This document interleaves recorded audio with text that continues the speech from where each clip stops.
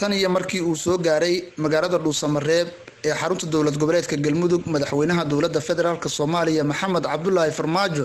waxaa socday kulamo gaargaar ah oo madaxweynuhu uu la qaadanayay madaxweynayaasha maamulada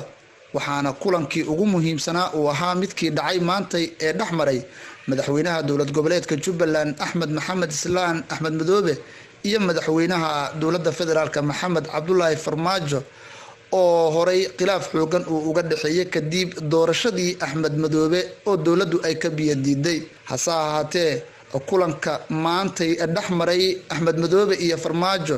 ayaa qoraal kooban oo barta Facebook ee madaxtooyada Jubbaland lagu soo bandhigay lagu sheegay in kulanka uu ahaa kulan is arag ah oo gogol xaar u noqonaya kulan la filaya in hogaamiyaasha dowlad goboleedyada iyo madaxda dowladda ay ku yeeshaan magaalada Dhuusamareeb madaxweynaha dowlad goboleedka Galmudug Axmed Cabdi Kaariye Qoorqoor oo martigelinaya shirka dhaxmaraya hogaamiyaasha maamulada iyo madaxda dowladda ayaa dhinacyada isu soo jiidaya waxaana uu ka hor inta shirka uusan furmin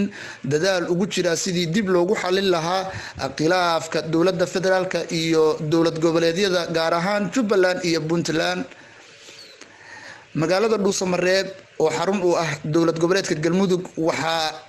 aad ugu soo qulqulaya wafuud doonaysa ka qaybgalka shirka waxaana bulshada Soomaaliyeed ay isha ku hayaan shirka la filaya in uu ka furmo magaalada kaasi oo looga arinsan doono hanaanka doorashada dalku ay noqon doonto waxaana dadku ay dhowrayaan waxa ka soo bixi kara shirkan iyo qaabka ay dhinacyadu isku qancin karaan